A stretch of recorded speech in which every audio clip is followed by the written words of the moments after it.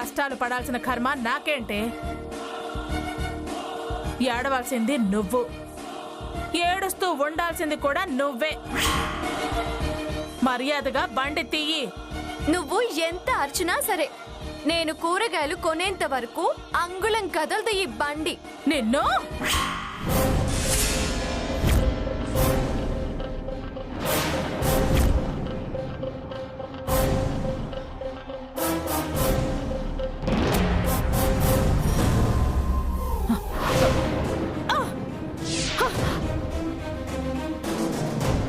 అమ్మా అమ్మా, కూరగాయలన్నీ నేలపాలైపోతాయి. అసలే ధరలు మండిపోతున్నాయమ్మా. అందుకే నేను చెప్పినట్టు నడుచుకోవాలి. ఆఫ్టర్ ఆల్ కూరగాయలు అమ్ముకునేవాడివి. నేను మాజీ కమిషనర్ గారి భార్యని. నేను చెప్పినట్టు నా మాట వినకుండా దీని మాట వింటావా? అది తీయొద్దనట, నువ్వు తీయకపోవటం. నేను తీస్తానన్నానమ్మా. తీస్తాను అన్నవాడివి తీయాలి కదా. తీయకుండా నా దారికి అడ్డొస్తే ఇదిగో ఇలాగే జరుగుతుంది. ఈ కూరగాయలన్నీ ఏరుకుని పో. తర్వాత వచ్చి నా కాళ్ళ మీద పడి ఎంత నష్టం వచ్చిందో చెప్పు. నీ మొహాన్ని పడేస్తాను. ఎరుక ఏమనుకుంటున్నావే నువ్వు? నాతోనే పంతమా నీకు? ఏ పంతంలోనూ నువ్వు నన్ను గెలవలేవే. మంది కడుపుల మీద ఎందుకు కొడతావు దుర్గమ్మ? నోర్మయ్, మంది కడుపులు నేను కొట్టడం కాదు, మీరు కొడుతున్నారు. నా కొడుకు ఎప్పుడు బయటకు వస్తాడా అని గేట్ దగ్గర కాపలా కాస్తూ నువ్వు మీ అమ్మ. వాడు బయటికి రాగానే ఇంట్లోకి తీసుకుపోయి బ్రేక్ఫాస్ట్లు పెడదామనుకుంటున్నారా? తల్లి పిల్లల కడుపు చూస్తుందంటారు. వాడి కడుపు చూడాల్సింది నేను. మీరెవరే వాడికి బ్రేక్ఫాస్ట్లు పెట్టి మాయ చేయడానికి? ఈ విధంగా వాడిని ట్రాప్ చేయాలని చూస్తున్నారా? నువ్వు చేసేదే తప్పుడు పని. నా మీద కాలు దువ్వటం తప్పిదం. దానికి మీ అమ్మా నాన్నల సపోర్టా? అసలు వాళ్ళ అమ్మా నాన్నలేనా? ఎంత పెళ్ళైతే మాత్రం నిన్ను మా వాడి మీదకి వదిలేసి వాళ్ళు బలాదూర్లు తిరగటానికి బయటకు వెళ్తారా? అసలు బుద్ధుందా? చిచి, అమ్మా నాన్నల అండ మేనమామ అండ చూసుకుని రెచ్చిపోతున్నావు నువ్వు. చెప్పు, మీ అమ్మకి దుర్గమ్మని రెచ్చగొడితే భరించదు అని చెప్పు.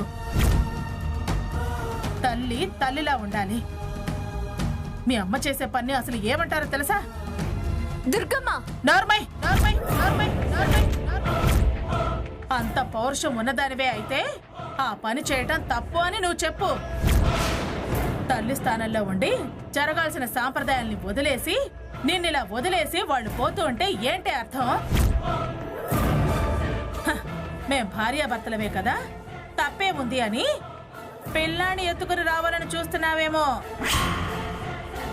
నా దృష్టిలో అలాంటిదేవైనా జరిగితే పాపంతో సమానం. నిన్ను రానివ్వను అన్నప్పుడు నీకు తోడుగా ఎవరినో ఎత్తుకుని రానివ్వను. ఎందుకమ్మా నా గురించి మీరు కొట్టుకుంటారు? ఏయ్, నువ్వు నోర్మయ్. ప్రతి అడ్డమైన వాడు నాకు చెప్పేవాడే. పోతలకే. అడ్డంగా వస్తే బొక్కలో వేయించి బొక్కలు ఎరగదీస్తాను. దుర్గమ్మ, నేను కూడా పోలీసోడి భార్యనే.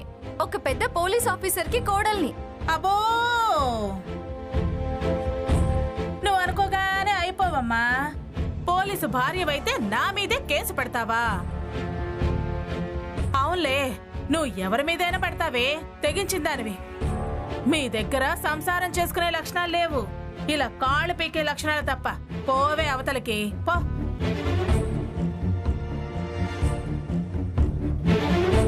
సారీ అన్నా. పర్లేదమ్మా. కింద పడిపోయిన కూరగాయలకి డబ్బులు ఇస్తానులే అన్నా. ఆయన కోరి కోరి ఈవిడ సంగతి తెలిసి ఆ ఇంటి కోడలుగా ఎట్ట వెళ్ళామమ్మా. ఏయ్, ఎక్కువ తక్కువ మాట్లాడితే పళ్ళు రాలు కొడతాను.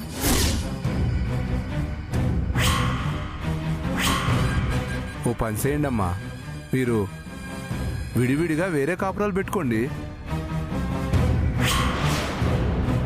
కూరగాయలమ్మా, కూరగాయలు, కూరగాయలమ్మా, కూరగాయలు పెట్టవే. వేరు కాపురం కాదు కదా, వాడిని నా నుంచి వేరు చేయనివ్వను. అలాగే జనం మాటలు విని అడ్డమైన ప్రయత్నాలు చేయకు. జాగ్రత్తగా ఉండు. నేనెందుకు వేరే కాపురం పెడతాను దుర్గమ్మ? నీ ఇంట్లోనే ఆదిత్య భార్యగా, నీకు కోడలిగా పెత్తనం చలాయించాల్సిన దాన్ని. పారిపోయేంత పిరికి దాన్ని కాదు నేను.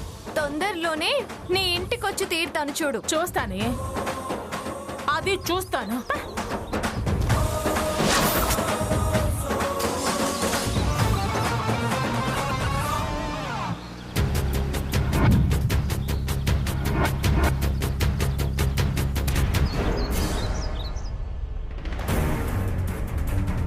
ఎక్కడికి వెళ్ళావు దుర్గా?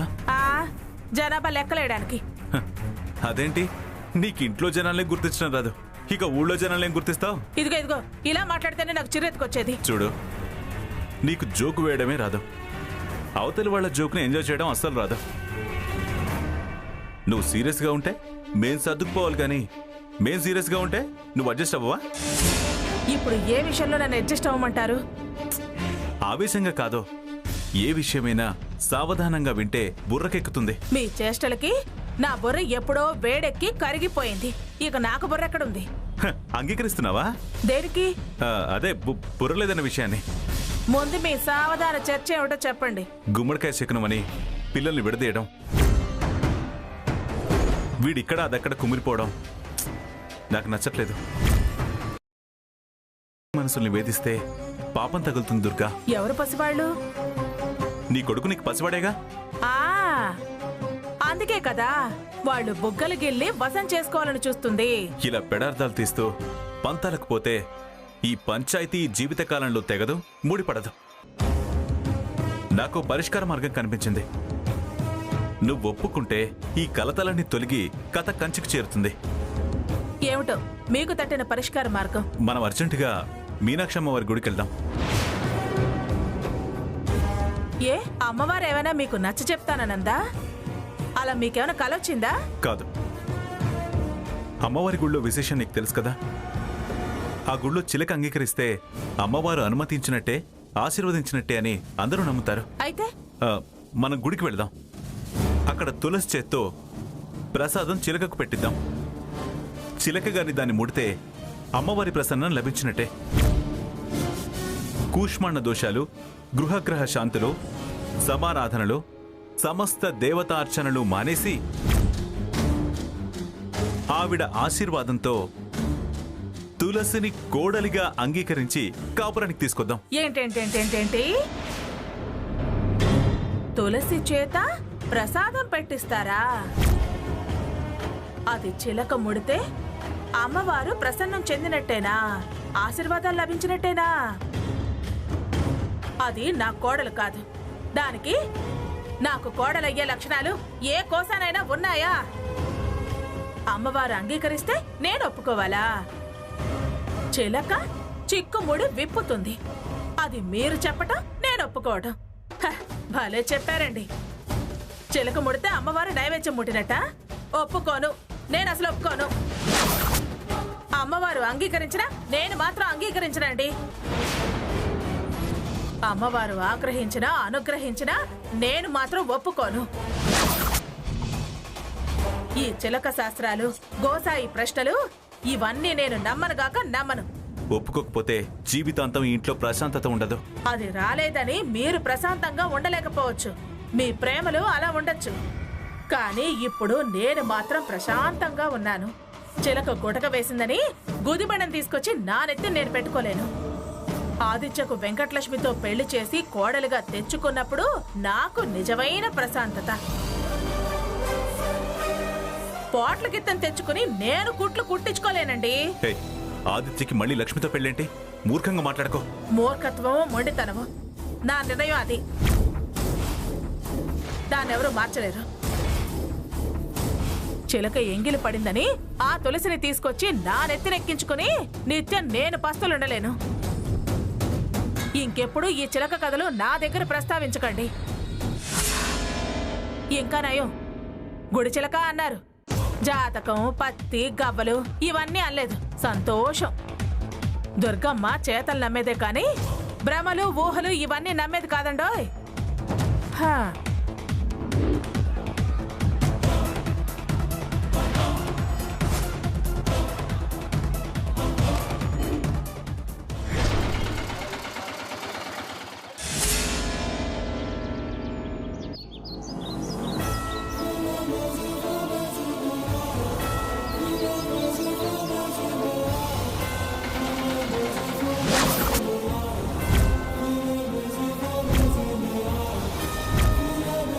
ఏమండి ఇదేంటి కూరగాయలన్నీ కింద పడున్నాయి? అదే ఆ వచ్చారా? రండి రండి. పార్కులకి సినిమాలకి వెళ్ళి బాగా అలసిపోయి ఉంటారుగా. లోపలికి వెళ్ళి ఫ్రెష్ అప్ అయ్యి మళ్ళీ ఎంజాయ్ చేయడానికి బయటికి వెళ్ళండి. వదినా, ఏంటి నువ్వు మాట్లాడేది? నిజం మాట్లాడుతున్నాను. ఎరగా వేసి మీరు కొత్తగా పెళ్ళైన జంటలాగా బయటికి షికార్కి బయలుదేరారా? దుర్గమ్మ, నోటికొచ్చినట్టు మాట్లాడుకో. ఏంటి సాంబయ్య, నీకు కూడా నోరొస్తోంది? వయసు మీదకొస్తే సరిపోదు, కోస్త బుద్ధి జ్ఞానం కూడా ఉండాలి. కూతుని ఇంట్లో వదిలేసి ఈ వయసులో ఇలా తిరగటానికి సిగ్గుగా లేదు? కూతురికి పైసా కట్నం ఇవ్వకుండా పెళ్ళైపోయింది కదా. ఇంకా మనం ప్రేమ పావురాల్లాగా తిరిగినా ఎవరు ఏమీ అనుకోర్లే అని అనుకుంటున్నారు, అంతే కదా? ఇలా నలుగురికి తెలిస్తే మొహం మీద ఉమ్మేస్తారు. నా కన్న కొడుకుని నా నుంచి దూరం చేసి నా కంట్లో నీళ్లు తెప్పించి మీరు కలల లోకంలో విహరిద్దాం అనుకుంటున్నారేమో. నేను బతికొండగా అది జరగనివ్వను.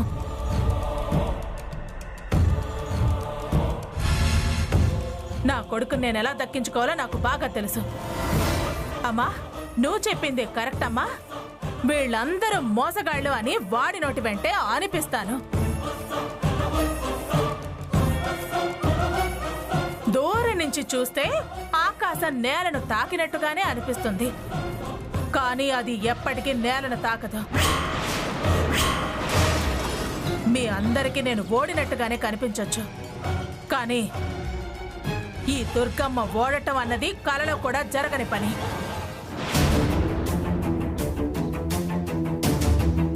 మీరు గెలిచారు అని సంకలు గుద్దుకొని సంబరపడిపోతున్నారు. అసలు కథ ఇప్పుడే మొదలైంది. ఇప్పుడు ఈ దుర్గమ్మ ఆడే ఆటలో మీరు విలవిల్లాడిపోతారు. జాగ్రత్తగా ఉండండి.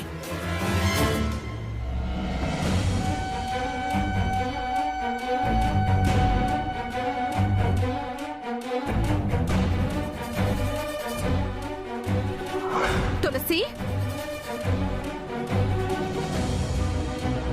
రా ప్రియా, ఇప్పుడెలా ఉంది?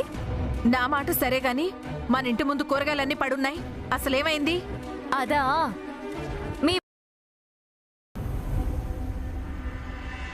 ఏంటి నువ్వనేది? వదంతో మళ్ళీ గొడవ పడ్డావా? ఆ అవకాశం ఆవిడ నాకెందుకిస్తుంది?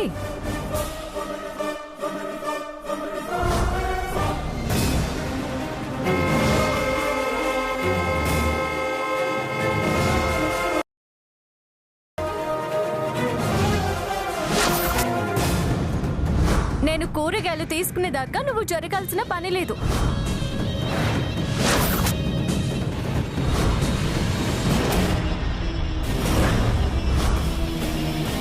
వదిన ఆవేశంలో ఏదో రెండు మాటలంది, దానికి ఎదురు సమాధానం చెప్పేస్తావా?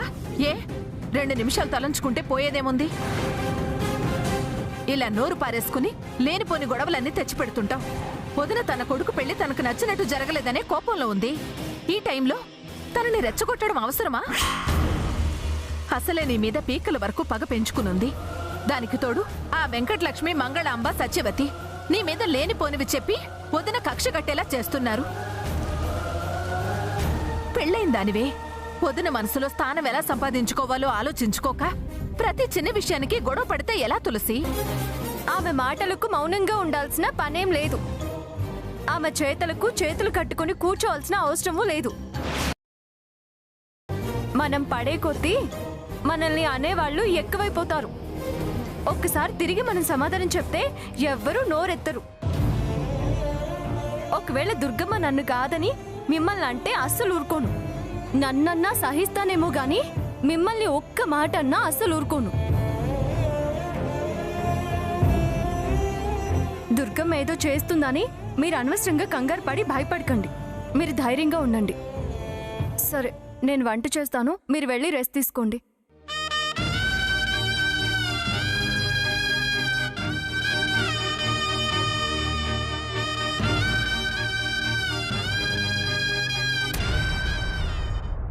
చూస్తూ ఎందుకని ఊరుకుంటుంటే మీరు చాలా ఎక్కువ చేస్తున్నారు. సర్దుబాటుకి ఒక హద్దు ఉంటుంది. సహనం చేస్తే నేనేం చేస్తానో నాకే తెలీదు. మేమేం చేసాం మావయ్య? నర్మాయ్ నర్మాయ్ నర్మాయ్ నర్మాయ్ అసలు నువ్వే కదే ఈ అనర్థాలన్నిటికీ మూలం. చిన్నదానివని మౌనంగా ఉంటున్నాను.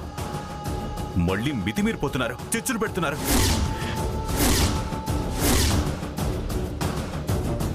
అయ్యో, ఇదేం చేసిందిరా ప్రసాదు? ఇదేం చేసిందా? నువ్వు రెచ్చగొట్టి పంపడం, ఇది పెచ్చుమీరిపోవడం. మేనత్తవి పెద్దదానివని ఓపిక పడుతున్నాను. నలుగురికి చెప్పాల్సిందానివి. నాతో చెప్పించుకోవడానికి కాస్తైనా ఆత్మాభిమానం ఉండదా?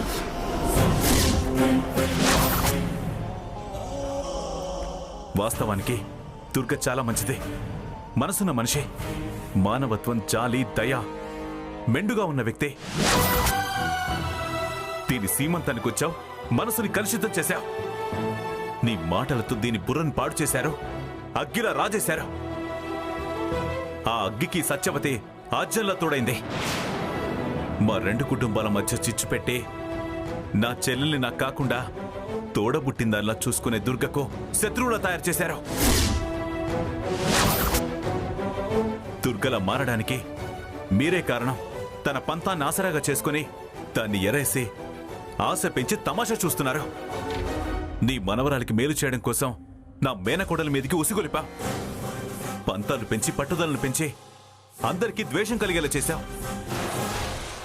నీ భార్యను సమర్థిస్తూ నన్ను తప్పు పడుతున్నావా ప్రసాదు? నేనేం చేశాను? అన్నిటికీ మూలం నువ్వే. నీకీ సత్యవతి తోడు. ఇద్దరు కలిసి నా సంసారంలో విభేదాలు, గొడవలు పోగు చేశారు. అదేంటి బావగారు? అక్కయ్య తులసిని కాదంటానికి మాకేంటి సంబంధం? మాట్లాడక సత్యవతి. అక్క అక్క అంటూ తన పక్కన చేరి పెడదారి పట్టించావు. అపార్థాలు, అసూయలు పెంచావు. ఏ మంగళాంబ, నీ కొడుకు నీ మనవరాల్ని నా కొడుకు ఇవ్వనంటే ఇవ్వనని పీటల మీద నుంచి లేపి తీసుకెళ్ళాడు కదా. ఇంకా మీరిక్కడెందుకున్నట్టు? చీము, నెత్తురు, రోషం, పౌరుషం ఏమీ లేవా మీకు? ఇదిగో ప్రసాదు, నువ్వు మీ ఆవిడ అనలేక, దాన్ని కంట్రోల్లో పెట్టలేక, అది నీ మాట వినిపించుకోవట్లేదని మా మీద విరుచుకు పడతావేంటి?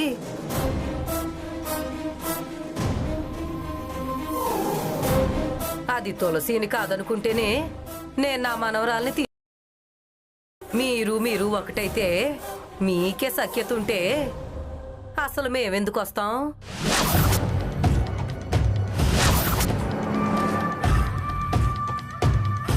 దానికి నచ్చకపోతే మేమెలా పూసుకుంటాం? మీరు తన్నుకుంటూ ఒకరినొకరు అనుకోలేక మా జుట్టు పట్టుకుని విదిలించాలని చూడకండి. మేమేం కూటికి లేక గుడ్డకి లేక నీ పంచం చేరలేదు. చేతనైతే నీ భార్యకు నచ్చజెప్పు, అర్థమయ్యేలాగా వినిపించు. అంతేకాని మా మీద నిందలే మాకయ్యో. మీరు ఏకాభిప్రాయానికి రాలేక ఒంటి కాలు మీద మా మీదకు రాకు. పెద్ద అంటున్నావే, నువ్వు దానికన్నా పెద్దవాడివేగా. దాని పంతం మానిపించొచ్చుగా.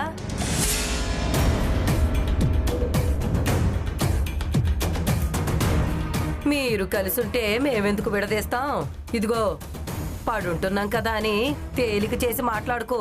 అత్తయ్య అత్తయ్య అత్తయ్య అత్తయ్య అత్తయ్య అత్తయ్య అత్తయ్య.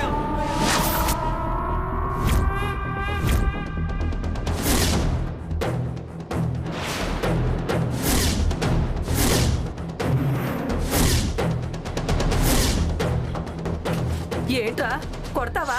కొట్టు. పుట్టింటి సొమ్మేమి కోరిన దాఖలా లేవు. నీ చేత్తో తన్నులు తిని పుట్టింటి పసుపు కుంకుమల్లాగా కట్నం అనుకుని మూట కట్టుకుని పోతా.